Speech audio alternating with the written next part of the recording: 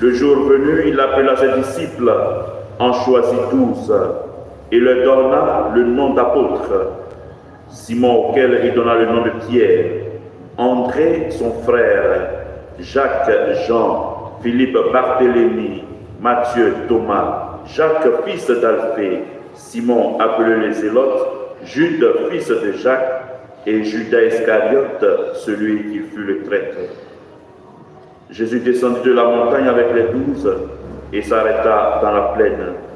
Il y avait là un grand nombre de ses disciples et une foule de gens venus de toute la Judée, de Jérusalem et du littoral de Tyr et de Sidon, qui étaient venus l'entendre et se faire guérir de leur maladie.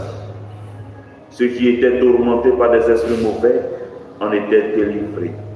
Et toute la foule cherchait à le toucher, parce qu'une force sortait de lui et les guérissait tous. Acclamons la parole de Dieu.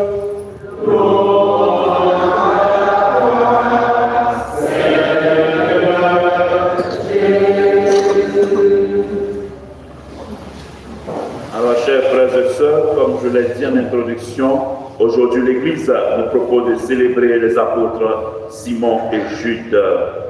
Et l'évangile que nous venons d'entendre traite du choix des 12, de ceux qui sont chargés de répercuter l'enseignement de Jésus, parmi lesquels figurent justement Simon et Jude. Nous avons vu Jésus prier toute la nuit afin de choisir ses disciples. C'est dire que cela est important, que nous puissions prier d'abord pour ceux qui annoncent la parole de Dieu et également prier pour vos prêtres. On considère toujours Simon et Jude ensemble parce que dans la liste des 12, ils sont toujours appelés l'un à côté de l'autre. Et aussi parce qu'il n'y a pas assez d'informations dans la tradition sur ces deux apôtres.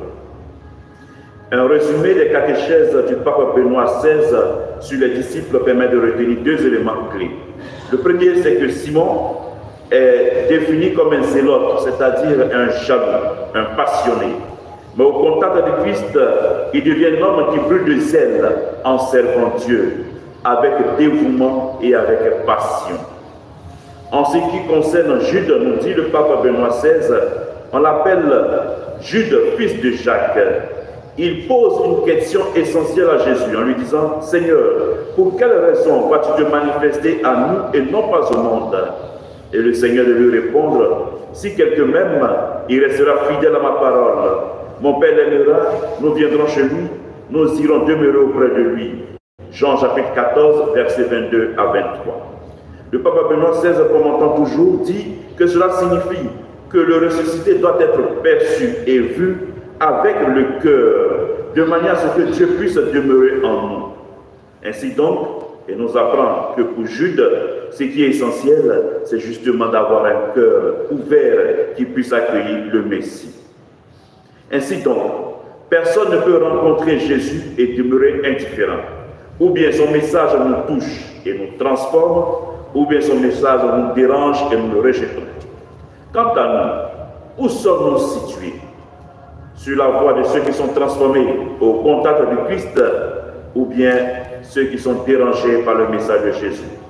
Regardons un peu le cas des disciples qu'il a choisis.